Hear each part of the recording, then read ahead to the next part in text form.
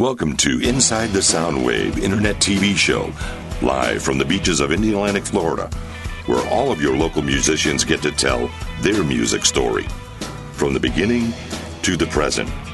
And now, here's your host, Mr. Soundwave. Hey, welcome to the show today. Today is February 21st here in Atlantic, Florida, with one of the best Brevard guitar singers I have on the show. I've been blessed to have people like Russ Kellum on the show. Thanks for being on the show. Thanks for having me. It's an honor to have you here today. I've been blessed to have all of you good musicians such as you, Russ, on the show the past 2-3 months, 4 months. Wow, long time. Yeah. But today, Russ is going to play a song for us later on in the show on one of our breaks, and he's going to tell us what's going on with Russ, where he got started, where he came from. Well, we know where he was born, yeah, and how long he's been playing in Brevard, and where he's been playing in Brevard for the last, I don't know how many years, quite a few years? Since '02, I've been playing down at Brevard. Oh. Yeah, so about 11 years here. Here? Yeah. Oh, I didn't know that. Yeah. I thought you were here longer than that. No, I moved here in '97 and got started going out and sitting with people here and there, and then played at an open jam at a place called Big Daddy Dave's in Cocoa Village that was hosted by the late Eddie Thompson and Dave, and they invited me up and started sitting in with those guys, got invited to join the band, and wow. As I say, the rest is history, so to speak. Wow. So, I mean, you started playing in Brevard in 2002? Yeah. I picked up a guitar. When did you pick up a guitar first? When I was 11. 11. I started out playing air guitar to Kiss records in a big giant mirror at my house during summer vacation when I was in school. It was my mom's acoustic guitar, and one day, and I don't remember which one it was, I just kind of felt it was stupid to sit there and not really play. So I decided to try and start playing it for real, and picked up my mom's instruction book and started learning, these little 2-note chords and stuff. And my mom. Was that in the 80s or 90s? I'm not going to tell you when I was 11. Oh, no. Well, you said 11. So I mean, music. What I wanted to do was find out who your influences were. What made you pick up a guitar? Kiss? That's when I started doing the air guitar thing. I had music around me my whole life, and I was very fortunate to have people in my life that had great taste. I grew up listening to Led Zeppelin and the Beatles and Hendrix and Paul Butterfield and people from that era. Mm-hmm. So I always had and Santana, and I always had good music around me. And then as I got to grow up a little bit, I got hooked on Kiss and started doing, like I said, the air guitar thing. So I started to teach myself guitar, but as I progressed as a guitar player, the influences that I grew up with when I was younger, the Santanas, the Hendrixes, the David Gilmours, all those folks started to really influence me in the style I started to play. Mm-hmm. And Ace Frehley as well from Kiss. I mean, I still throw some Kiss licks in solos that I do that nobody knows. It's only me and George from Luna Pearl, because he'll do the same thing, and he'll play it. He'll look at me and I'll be like, "Yeah, that's a Kiss lick. I heard that." So yeah, those are mainly my influences. Yeah, they didn't have the Nintendo back then, that Rockstar thing. No, that would have been cool. Well, the Rockstar thing, I can't play that game at all. And I've been playing guitar a long time, but nothing about playing guitar relates to the video game at all. I can't do it. Mm-hmm. It's you would think that the dexterity you get might help. No, not one bit. Not for me anyway. Yeah, not for me anyway. So we got started with air guitar, mm-hmm. and Ace or Kiss, and you had a lot of other influences. Yes, did sir. you your first band? When was it? How old were you when you? My first I put a bunch of people in the house and started playing terribly was I was probably about 12 years old, and we started doing songs, Cream songs and Kiss songs. And Where stuff. was that though? What state? That was in Jamesburg, New Jersey. Oh, New Jersey. Yeah, that's where I grew up. So that was downstairs. We lived downstairs on a 2-story house, and the neighbors upstairs were none too happy with me when we started doing that. Well, you weren't the drummer. No. Well, no. I mean, they could have been even more upset with you if you were the drummer. Well, I started out as a drummer. Ah. I started out as a drummer in the marching band. Okay. And in the School? concert bands at school. Mm-hmm. But I got to where I wanted to do something else, and playing drums is hard when you're by yourself because you just that's all you hear is you doing that. You don't have any no melody, no musicality really to it. I know, I've been there. And well, of course, but so I decided to do something different, and that's how I got to guitar. Did you just do the guitar? I mean, was that it? Right then, I'm a bit of a musical junkie. If I go somewhere and someone's got something I haven't figured out how to play, I try, and by the time I leave. So I've got pianos and banjos and violins. Played trombone for a while in the school band. Fumble around on bass and keys. And what kind of guitar did you have? Your first guitar? You remember? My very first guitar was my mom's acoustic, and then somehow she came home with one of those old Sears guitars. There we go. Not the harmonies, because I've got a 67 at the house now, but it was one of those old Sears. Silvertone type thing? Yeah, it looked like. I can't remember what it was. Yeah. But anyway, so it was my electric guitar, and I plugged it into my house stereo, and I was just the happiest kid in the world. Oh, my. And then I stepped off my couch and stepped on the neck and shattered the thing. And I was Did you really? Yeah, I was devastated. So then my mom bought me a Les Paul knockoff, right, and a tiny little amp made by a company called Marlboro for Christmas. And that was my guitar until I bought a real Les Paul and a real Fender amp when I was 15 or 16, I guess. Wow. Yeah. You wouldn't believe how many guitar players I've had on the show that said they've gotten their first guitar from Sears. Really? It's amazing how many of them have said that. Even a couple of them. Only one, I think it was last week or we said said Montgomery Ward, and I said, well, that was the only other one there was, Sears and Ward's. Right. That's really kind of cool. So you got your first copy of the Les Paul. Right. I was still in that same 2-story house when she got me that. You remember the name of the first band you played in? First band? Yeah. No. I couldn't for the life of me remember. None of the guys, huh? You remember the? No. Scott was the drummer. He was an old family friend, but other than that, I couldn't for the life. To be honest with you, I don't know where I was 2 hours ago, so remembering where I was 2 hours might be a little tough. But yeah, Scott was the only person I remember from that band making all that racket. Cool. That's pretty good. No, well, it's good to remember all that. Do you remember? A question that I got to ask. What about who was big at the time when you were playing? I got to stay up because I didn't want to get to your age. Yeah. Well, was it the? So that would have been. Was it the heavy metal era kind of, or no? The change disco was finished. No, disco was really starting to rear its ugly head. I mean, I started playing. No kidding. I started playing guitar in '76. So disco was just starting to peek around the corner. Right. So all the good stuff from the '60s and the early '70s. They were all, starting to get shoved out of the way by Donna Summer and, and Casey and Sunshine Band and stuff like that. Yeah. And some of that stuff now is so amazing to me. Like I never really appreciated the Bee Gees back then until I got into writing and playing and realized how good how great the songwriting was and how good the production was and everything they did.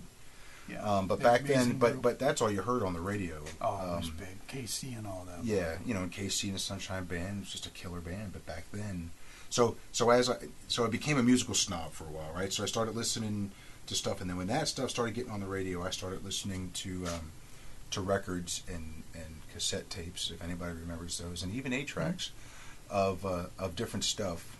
We're burning some cassettes right now to CDs. Oh, are you? For somebody. I mean, they're trying to get the cassette off right. to CD. But, yeah, cassettes were big then. Yeah, they were. And so I started avoiding listening to the radio and listening to that stuff and whatever I could get my hands on. I mean, Peter Frampton was big then, Cheap Trick. Oh, yeah. Any Grateful Dead record I could get my hands on. Any Outlaws record I could get my hands on. Elton was still pretty big then, too. Yeah, some people transcended all that. Elton being one of them, and many others, where they always made their music and good music, and they were way up here, and then for a little while they were kind of in the middle, and then all that crap goes away, and then they're back up in the top again. So yeah. Because, the 80s roll around, and then next thing you know, you're doing the Duran Duran and Excess. Well, the 80s and the hair metal stuff, I completely tuned that out. Did you really? Yeah, I didn't partake at all. Every guitar player in my high school learned Eruption. Every guitar player in my high school tried to mimic Eddie. and it's a hard thing to do, right? Yeah. But I chose to not go down that road because everybody was doing it. Right. What about Rush? Now Rush, I was into quite a bit, and that's a matter of fact a band I had when I was in high school called was it Moonlighter? I forget the name of this band too, but I played with a guy named Rob Mazaris, who I just found on Facebook about a year ago. He was the bass player. And Carlos Scanello was the other guitar player, and this guy named Al was the drummer. And we tried to do YYZ. Oh. And I was now in another house, living with my mom in another house. That's and we a challenge. Spent months in the basement trying to play YYZ. And to this day, I don't think we ever got it right. It's not an easy one. No, but I mean, once again, everybody was playing Limelight and some of that other stuff, and we're like, well, let's try YYZ. Right. And well, yeah, that's off the norm. And it was probably my idea, and as usual, it was probably a bad but it certainly opened your eyes to, or opened my eyes at least, to a lot of time signature stuff and a lot of what Rush was doing that they do so seamlessly. Yeah. They're very good at changing all these time signatures. Yeah, that's tough. And you never see it coming. You don't even know it happens. Yeah, right? You're suddenly in another time signature, and they bounce right back to it. Yeah. So then you go to try and play it. And you know this, right? You go to try and play it, and it's like, how did I get here? So you were going down. You got through the disco thing, and you kind of blocked. What, your 80s? You kind of blocked out. You said. Yeah. Pretty from the stuff that was on the radio and popular. Yeah. All that MTV Tears for stuff. Fears and Duran Duran. I mean, I played in bands that covered that stuff. Brian Adams, Huey Lewis, stuff like that. But, Huey Lewis, yeah. But I wasn't big on learning what they were doing. I did it to play it. Were you doing your own thing? No, we were playing in cover bands. Okay. To covering that stuff, but I wasn't crazy about it. Yeah. Okay. I've got to go to break because I'm being beat with a stick over here by an engineer, and we're going to be right back. We're coming back with, we're going to watch a video, and then we're going to come back with what? We're going to come back with Russ for a little bit longer, and then Gibson right after that. Okay, don't go away. This is just the beginning. Russ Kellum, well-known Brevard musician, and we love him. Great guy. Don't go away.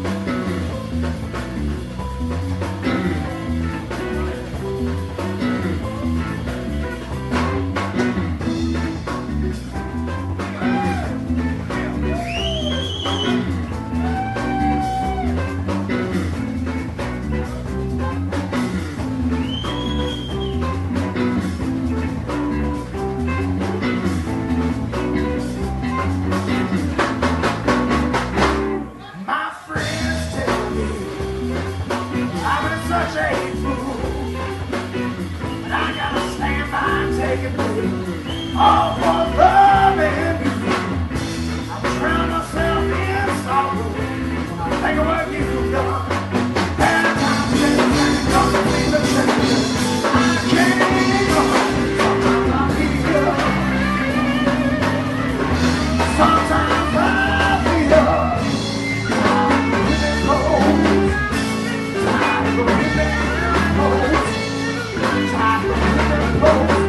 I feel like I'm dying.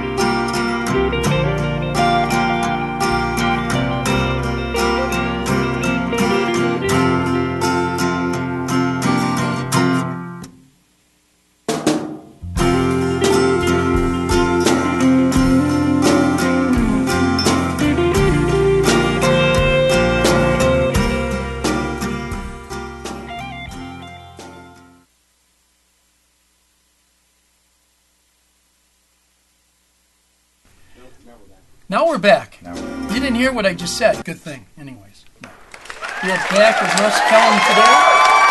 February 21st here in New Orleans on the beach. It's a gorgeous day outside, 80 degrees. Gorgeous.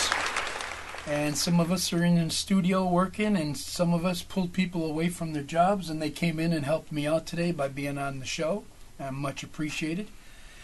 And Russ is going to get me back to where we were back in the 80s, that he kind of like blocked out some of the stuff that was going on the top 40, maybe? Was that the top 40? I was in that era. You really had to play the top 40 stuff. So the hair metal true. stuff is what I blocked out. But the Huey Lewis's, the Tears for Fears, the Bryan Adams, Dire Straits. We covered a lot of that stuff during the mid to late 80s. You didn't get into that shredding metal type. Not at all. Not Poison. at all. No. Yeah. None of that stuff. Mm-hmm. Now there are some bands that are still around that were Bon Jovi and the like that I liked. We didn't do any of it because it was just a very different style. Right. But It was different. But yeah, that's the kind of stuff we did. That's a lot of what they wanted to hear in the mid '80s. In any place you played, at least in Jersey where I was. Yeah, well, Jersey, I mean, there's a lot. You're in the middle of a lot of things going on in Jersey. Yeah. Springsteen, I mean. I did a little showcase on some weird night in the Pony, playing to like 3 people, and there's a place down there called Aztec, and down at Seaside, and a lot of clubs up and down the beach, and on the coast in New York and stuff like that, and northern New Jersey, that people cut their teeth in, or you went and did a showcase gig at, or something like that. Cool. And here's it's probably not newsflash, but the money that we made in 1985 playing that music is the exact same money we make right now. Tell me about it. And somebody look up I know the price of gas in 1985 and look at it now and tell me how come we're not getting a dime more when we play. that's a whole nother ball game that Yeah. I've been fighting here on the show. I try, and I hold myself back because of the fact that the musicians never get what they're due. Yeah. Well, they really don't. But and it's not always that they don't get what they're due. I mean, and a lot of places treat us very well. But there are others who don't. It doesn't really. They're not doing it on purpose for the most part, but there are places that pay very well, and there are situations that pay very well. But the everyday, Friday, Saturday in the local bar gig pays exactly what it paid. Yep. 25 years ago. I was making better money in the late 70s and early 80s than I would be doing right now if it just dropped off. Yeah, and it's a testament to people who keep doing it, because nobody's getting rich. right? So if you're dragging your stuff in all these places all week or all weekend, and you're playing and you're driving there and you're playing all night and you're tearing down and you're driving home and you keep doing it and doing it and doing it, it's a testament to the kind of person that these musicians really are. Right. Because they're not getting rich, and they're doing it because they're enjoying it, and they're doing it because they enjoy the feedback or what they get back from the crowds they're playing for, because that's all there is at the end of the day. There's not a whole lot of cash. You might be able to, go somewhere and get yourself a slam breakfast or something when the gig is over. But And I noticed today, excuse me, the gas is $4 a gallon again. it's getting crazy again. It's $3.98 right next door. $3.98. Yeah. I'm gonna put all my PA guitars and amps on a Vespa, and that's it. I'm gonna ride it to every gig. I can't afford to drive a van anymore. Oh, I know. I got a van too. It's ridiculous. I had to drive it to Daytona, and I was like, "Give me a break." That's horrible. Loaded with equipment. Yeah, it's horrible. It is. It'll get better. I hope so. I'm hoping it does, and we're all hoping it does. So we're getting through the 80s, and Europe kind of broke through the 80s. So actually, the Europe scene kind of hit. Sure. Yeah, a lot. Well, they've always kind of been here, I suppose.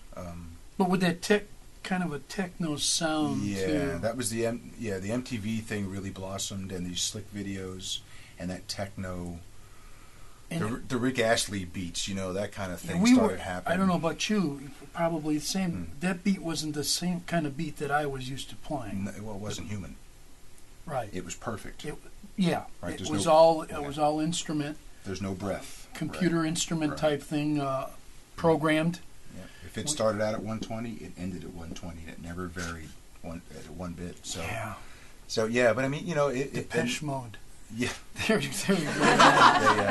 So there was a lot of that. It transitioned, and that snare drum sound that they had in the '80s, that electronic snare drum, that was unmistakable to me.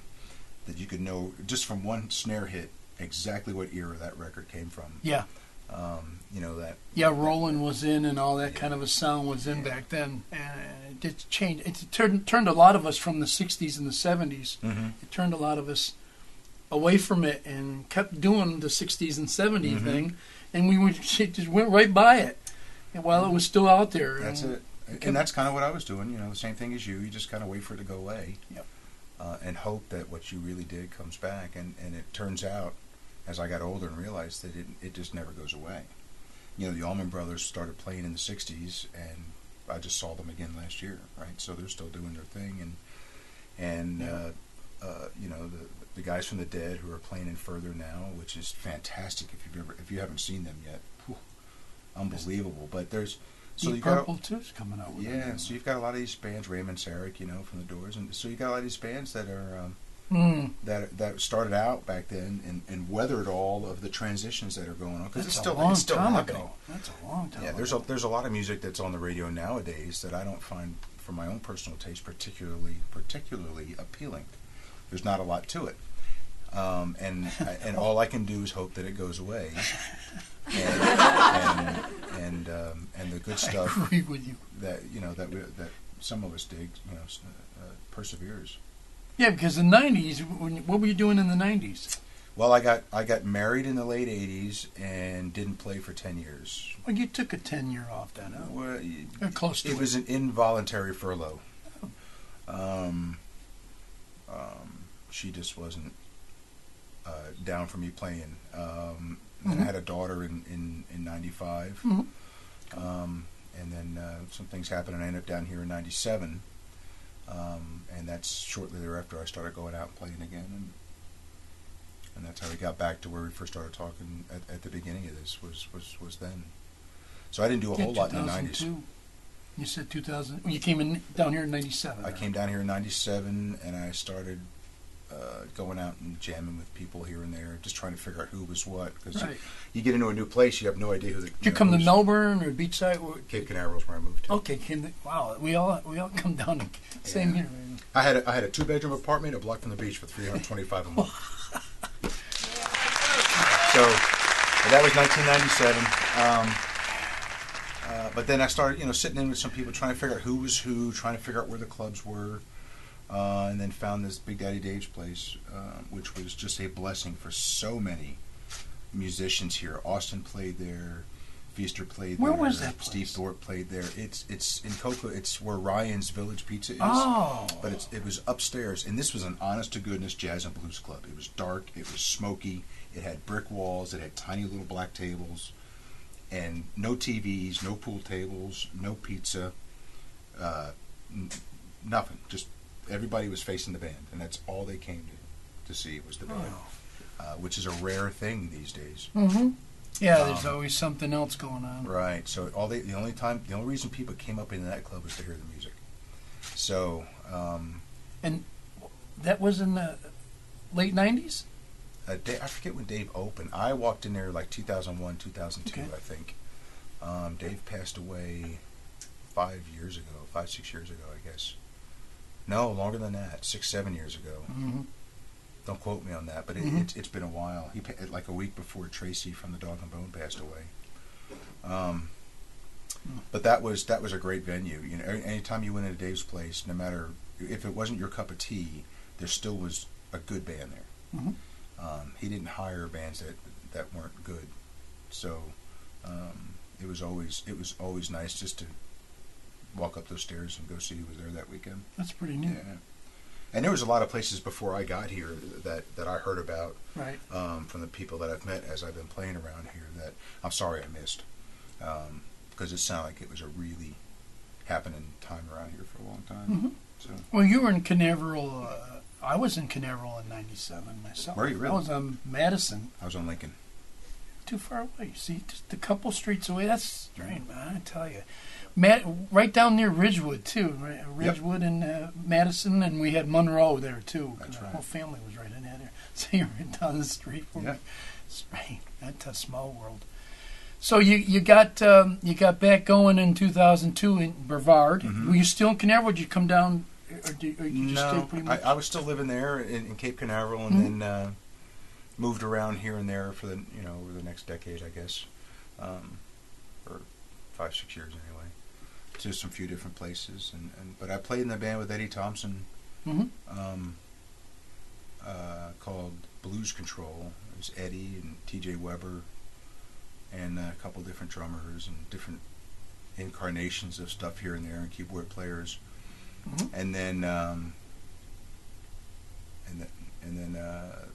that band broke up, and I started True Blues and some other stuff. So yeah, I've been fairly busy since I got here, band wise. So Cool. We still got a little bit of time. What band were you in a band between 2002 and 2007? I got Eddie asked me to join Blues Control, which is the Okay, band that Blues. hosted the jam at Big Daddy's. Right. Once I started playing with them, so I played with those guys for a few years. For a few years. And then Lead guitar and vocals. lead guitar and vocals, yeah. Mm-hmm. And then I started another band, and so I've been steady working since then, in a band, one band or another since then. Out of Canaveral, or you did come down to Yeah, Melbourne area. yeah, I live closer to here now, but yeah. You're beachside with us. Oh yeah. Yeah. Okay, we're going to take a short break, and we're going to talk to Gibson Cage up in Nashville right now, and Russ is going to get ready and go into the studio to get ready to perform for you all. So don't go away. We're going to talk to Gibson, and Russ, you can go ahead and get set up, All right. and we'll be getting to you in 10 minutes. Okay. All right? All right. So I'm going to go ahead and dial Gibson now then. Okay. Here we go. I have no idea what I'm going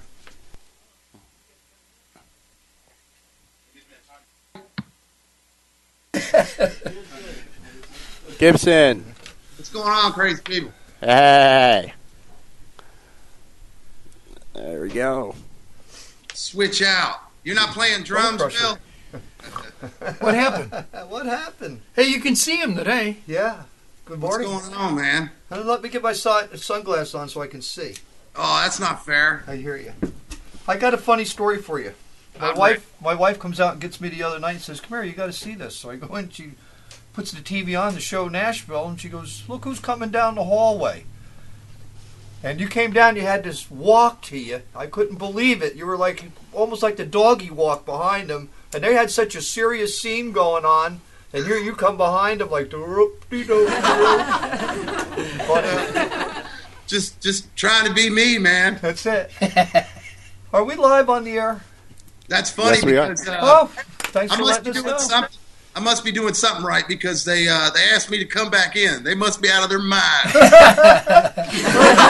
Since I seen that, I said the next time I talk to you, I got a question on. Is that something you inherited or developed? That with the walk in the hand. Oh, that walk is a Richardson walk, son. I knew you got it from somewhere. That was funny. Yeah. That's from knowing how to plow the land and. You were plowing something. We don't need none of these some bitches. We could just do it by ourselves. There you go. Yeah, the camera should have just kept following you down the hallway. That's the way I felt. The hell of what they were saying, you know. That was great. Well, I'm trying. You know, Eric Stoltz is working that thing, and I think me and him are kind of cool. So I'm probably going to do something really crazy on set or something. Nah, I better not. Well, maybe. I don't know. Hear you. Well, I got two questions for you. Okay. First is what time, and the second one is where do I meet you so I can pal around you on one of these Nashville night extravaganzas that you're doing? Man, I can't wait for some of the stuff that is in kind of cooking, steaming around right now to come together. And, you know, it's hurry up and wait in this business. You know that. I know that. And I'm ready to put my fist through a wall, man. I want everything last night all the time. I hear you. You know, I'm ready to go into the studio, cut a video, fart shit, and break dance all in the same minute. Amen. I got Bobby the Bone Crusher. No, he's not the Bone Crusher today. No, that's my brother. That's the brother. My twin brother is the Bone I do have Will with me today, so he wanted to come on. Yeah, I and wanted to say hi to Gibson. Hey, I never here get he to is. see him. Man. Well, you guys know I'm working on these videos pretty hard, and I've got some really good stuff coming up. And, you know, as it goes, it'll get better with the editing, you know. But, you know, don't think that all that stuff you saw was a mistake. I'm just, you know, because I'm gonna do some crazy stuff. But You got a tour coming up in the summer? yeah, we got an early show. We got a tour coming up in the summer, but we got an early show here in Gainesboro, Tennessee. I'm getting real excited about it. It's a favor from my poppy, but you know. I wanted to do it, and so we're out there in Tennessee and I got to get the guys, you know, together a little earlier, and I got to get them back on the new stuff, and we've got to go out here and rehearse. So a little earlier than expected. I'm hoping, you know, we throw some cameras in there, do some stuff. You know how it is. Yeah. Make it happen, Captain, you know? Who picks all your warm-up bands for you when you go out on tour? Oh, man, you know, I've used different ones. I've primarily booked all my own tours in the past. Right. And pretty much, you know, if there's a local worthy, you know how I am, if there's a worthy, you know, band out there and they're willing to do some work, I can throw them a little cash, you know, if they want to open up or something. I try to do my best for everybody. It usually ends up everybody makes money but me. But You know that situation. I get to show off, though, so that's okay. That's it. Yeah, I hear you. I'm going to get with you on that because, you know, I want to talk to you about that. You know, something else I wanted to talk about real quick is we're going to try to unite some of these channels like yourselves.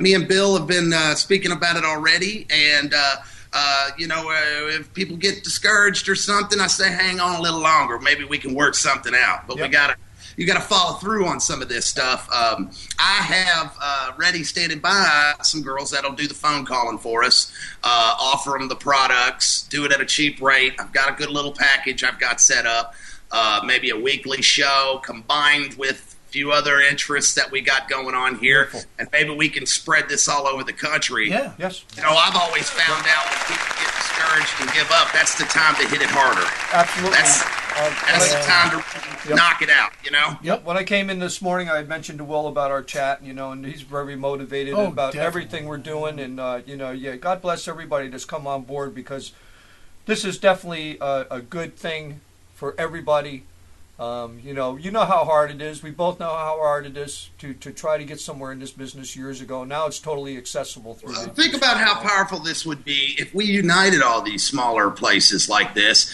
and had a big show.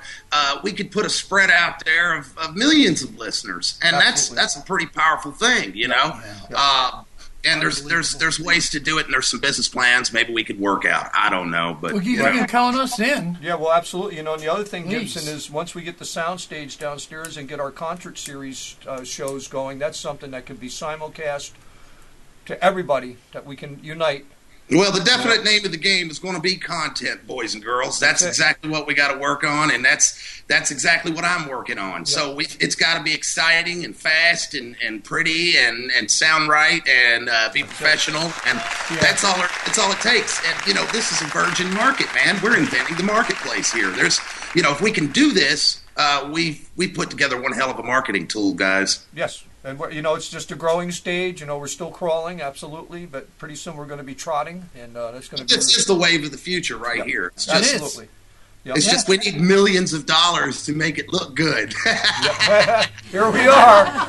Hey, take us the way we are.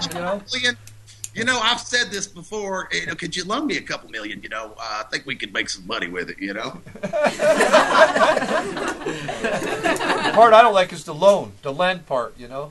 That's a lot of zeros to pay back. Let me rephrase that. Could I use $1 million? Let me borrow it to use. Yeah, let me use it. I did that one time before and made a ass load of money for other people, but the bottom of the can's empty.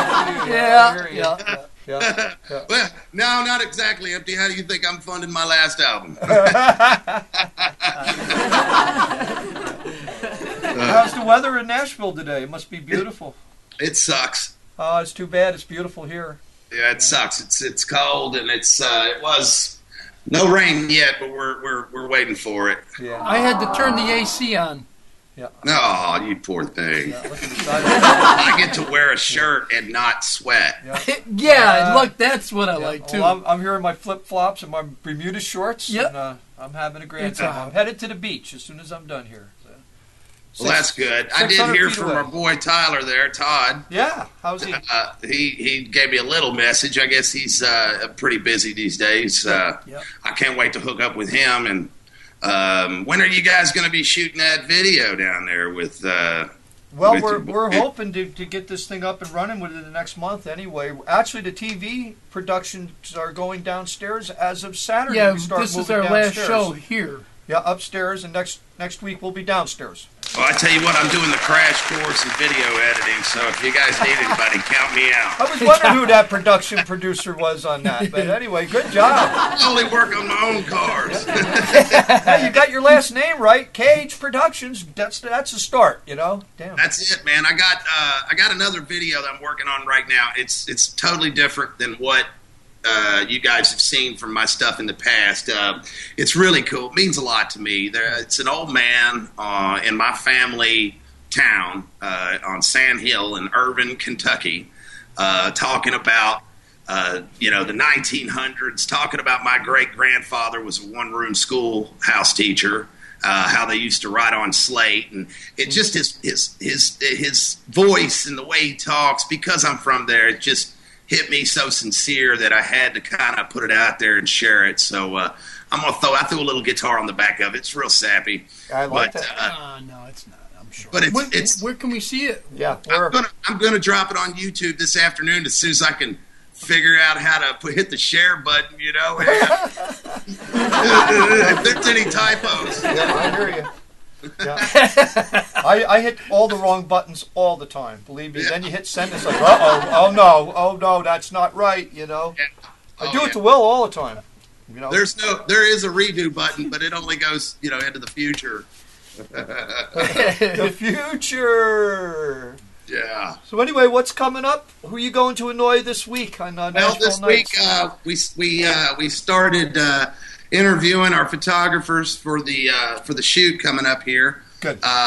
For the CD cover, everything's moving at the pace of snail. So, But yeah, it's ridiculous, man. I mean, God. But yeah, it's gonna happen. I hear you. I called up my A&R guy today, and I want to tell you, I'm ready to punch the wall, man. Yeah, well, it's better in the wall instead of me. So anyway, I'm frustrated over here. I want to be in the studio or something. I hear you. Well, here's what we're gonna do, Gibson. I'm gonna let you go so you can go beat something up. No, I'm not like that. Hey, what are you smoking there? Are you? What is that? There you go. I was going to say a little attitude adjustment. Or what? What do you got going on there? That's you go. Nicotine. I would never smoke. That stuff out of a. Good.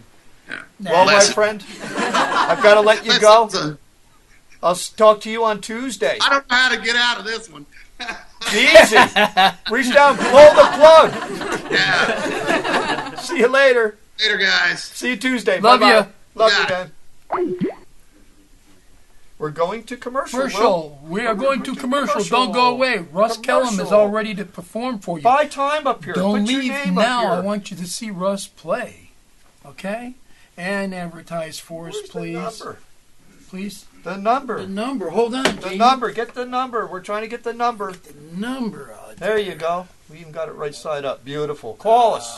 Call the We want to hear from you. Either that or send a bone crusher for you.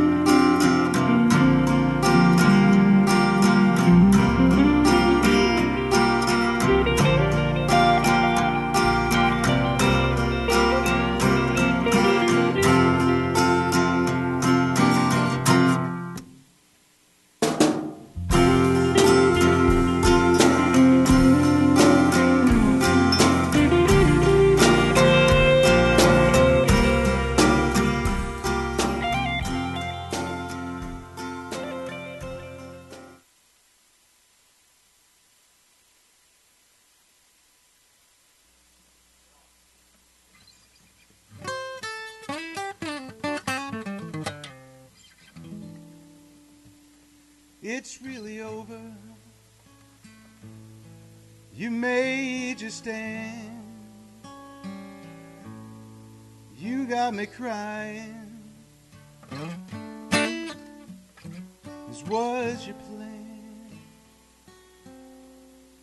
But when my loneliness is through, I'm gonna find another you.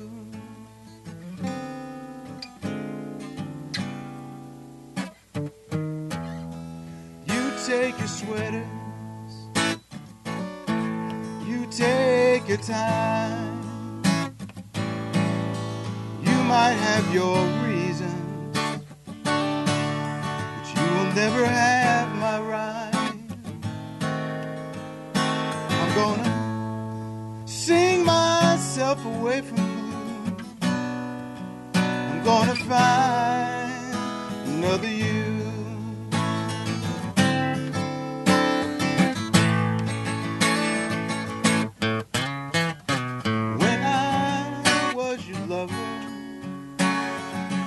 Nothing else would do. If I'm forced to find another, I hope she looks like you. And she's nicer too. So go on, baby, make your little getaway. My pride will keep me company, and you just gave us all away. Now I'm gonna dress myself for two, one for me and one for you. I'm gonna do some things you wouldn't let me do. I'm gonna find another you.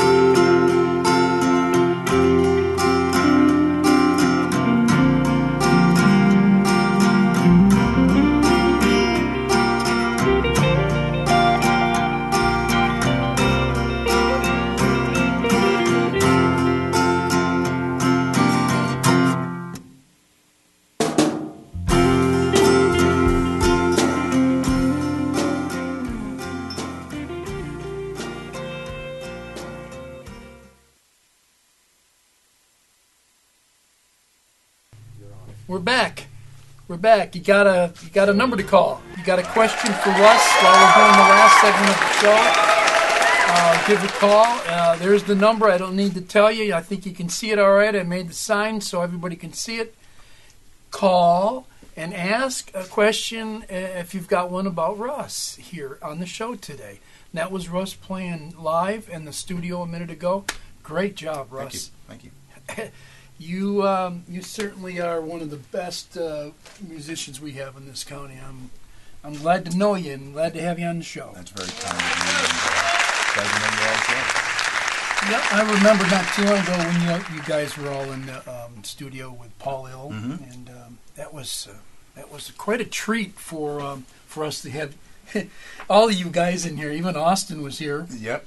And that was a very memorable moment for me because of the quality of all the guys that we had in here, the quality of the musicians and the good nature of all the musicians that we had here.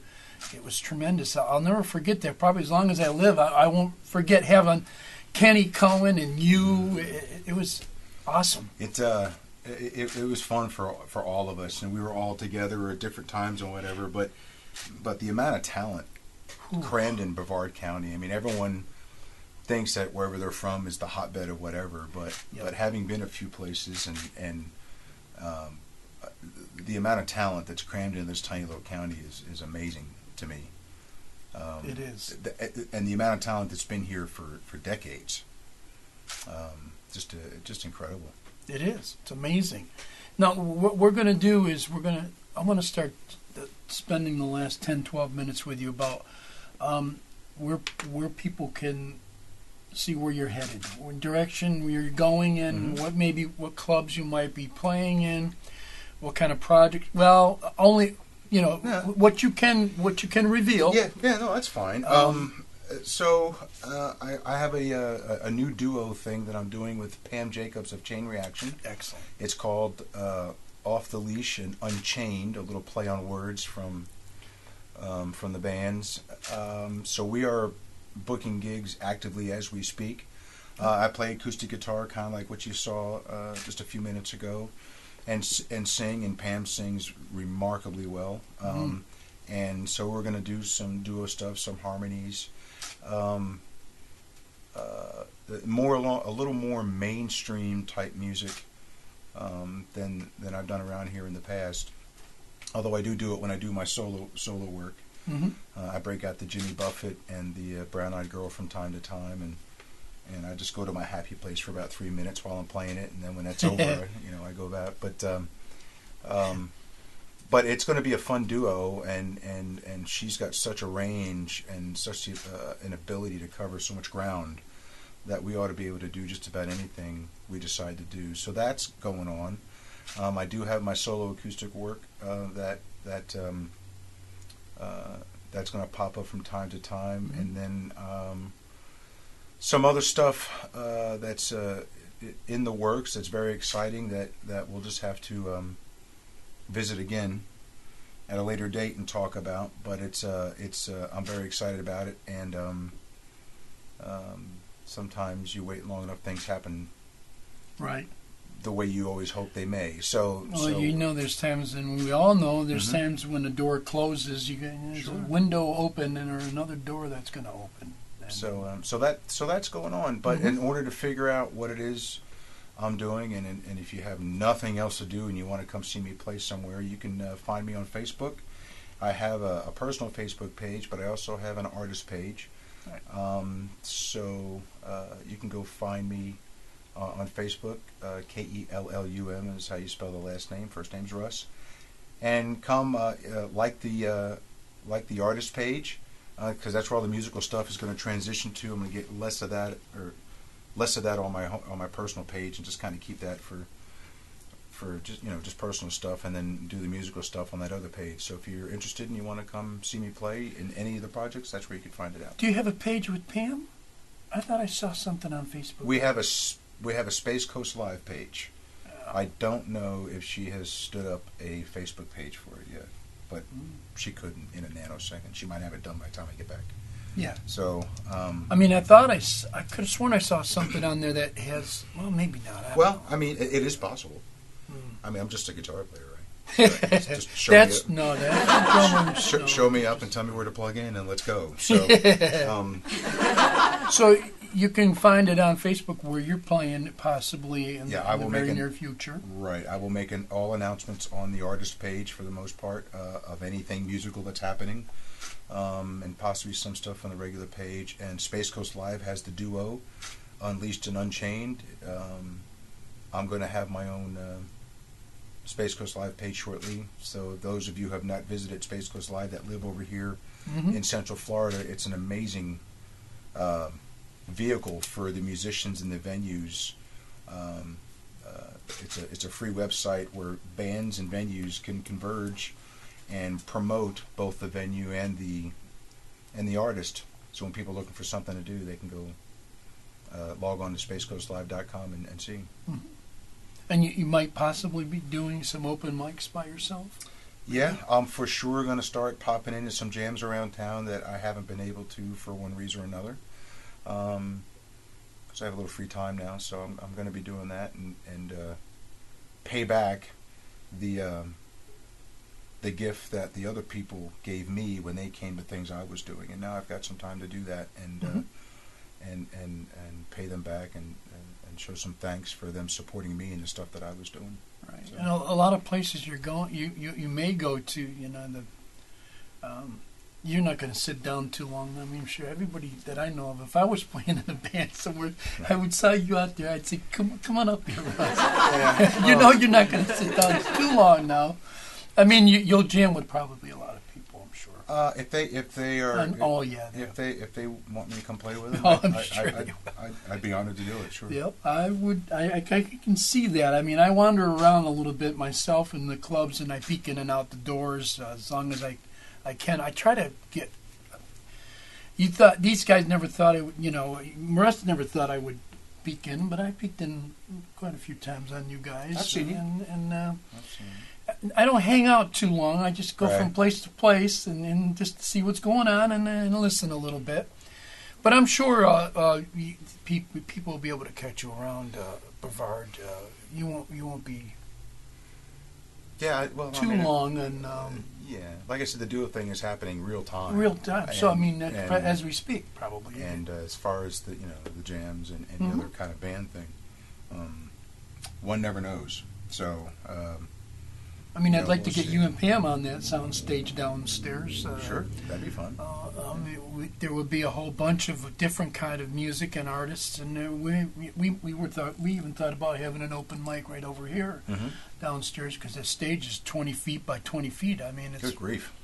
That's big. It's plenty of room with a drum riser, so I'm invited. Yeah, we'll talk because I definitely want you involved in this. Guitar player that I've always admired and liked, Russ. We only live down the street from each other, but it's such a busy place that we're all working and we're all doing stuff and we all have our own little thing going on, and we're trying to make a nice big picture for everybody. Well, we all got to hang on to each other and do the best we can for each other because we're all we got. There's nobody else looking out for us. And you have solo stuff. I mean, original stuff that you worked on, or you're working on. Yeah. I've got original music that I'm working on, and so that's very exciting for me personally to get stuff finished. I've got bits and pieces of 1,000 songs, but I didn't have a whole lot of time to finish them. So now I'll take some time to get those finished and do something with them, or throw them away and start over. I mean, it depends. Sometimes I get to the end, I'm like, oh, that's crap, and then I start over and keep the words and do something completely different, or get rid of the words and keep the music, whatever happens. So we'll see. And with Pam, you'll be doing covered stuff? Yeah, it's all covers. It's all covered? Yeah, it's covers, and it's going to be mostly I don't want to say dinner crowd, because that's really not giving it credit, but the kind of stuff you would see if you were having dinner out at the port at an outside venue, where people want to dance and sing along and hear stuff that they're... Well, in other words, loud enough that you can sit and eat, and the music can be playing. Right. And you can get up and dance to it. Exactly, right. You'll be able to talk, mostly, and you'll also be able to get up and dance and have a good time as well. And it'll be just the two of you. Just the two of us. Me on guitar and both of us singing. You got to let us know and let me know on Facebook, or I'll keep an eye on Facebook when you're playing your first, when you're going out. Absolutely will. Because I'll put it out to everybody too here. That's really kind of neat. I'm glad for you. You hooked up. Pam's a great lady, great voice. She's a good friend. We've been friends a long time, and I'm hoping to get her on the show too. Actually, that'd be good. She said awesome this morning when she saw the poster for you. Oh, did she? Yeah. Oh, very cool. She saw that. Very cool. Yeah. Oh yeah, great. Oh wow. When you're good, you're good. And some of us aren't so good. Yeah. Well, no, I'm just kidding. Well, even an old man like me tries, and I'm pulling off drumming that I haven't done in 20 years. If Lou Reed can make a career singing, anybody. Now that's funny too. I like that. Yeah. So Russ is going about a different way, which is kind of cool. I'm glad for you, Russ. And we'll be keeping posted on what you're doing, and you'll keep us posted. You'll let me know, I'm sure. Sure. Absolutely. Right? Mm-hmm. Okay. Well, we're gonna end the show. We got a lot of information out of Russ today. We started off from the beginning to right to the present, and he's going to be out and around Brevard. So keep an eye for Russ and Pam and Russ himself on some open mics and whatever. And we want to thank you for watching the show today, show number 22 with Russ. And I just want to let that message be known that there's something you learn from helping other people with their dreams that prepares you for your own. And think about that, because this is something we all would like to do. Have a blessed and safe week. See you all next Thursday. Thank you, Russ Kellum, for being on the show. Appreciate that. I love you. Take care.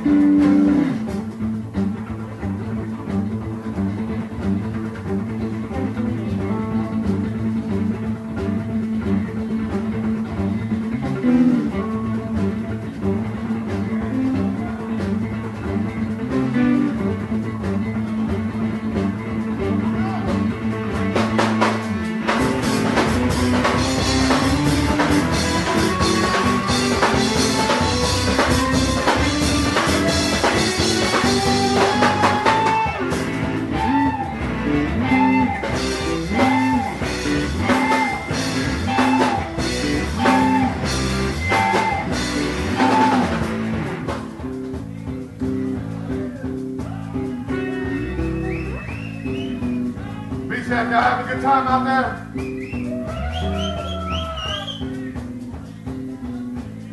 On my right, Mr. Neil Lucas on guitar, y'all.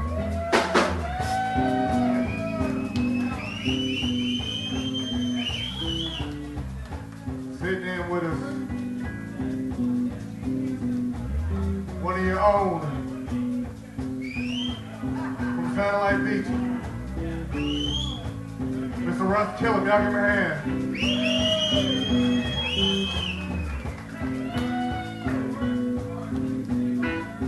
On bass, Mr. Evan College, y'all.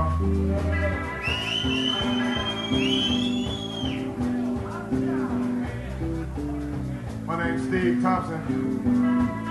We're all in Columbus, Georgia.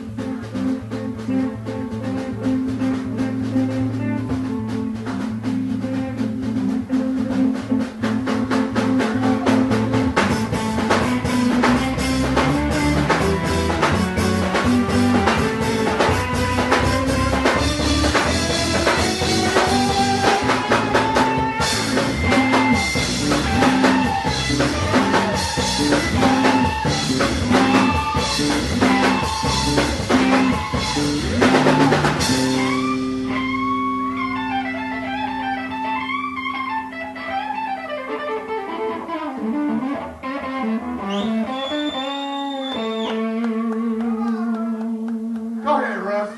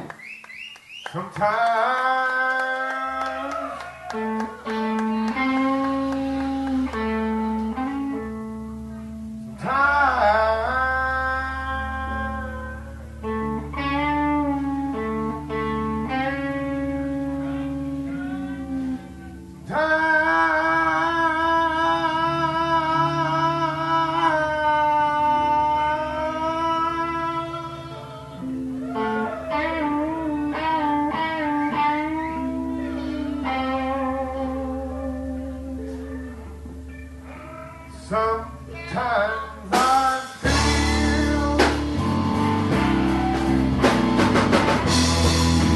sometimes I feel high in the wind blows, high in the wind blows. Oh Lord, I feel like I'm down.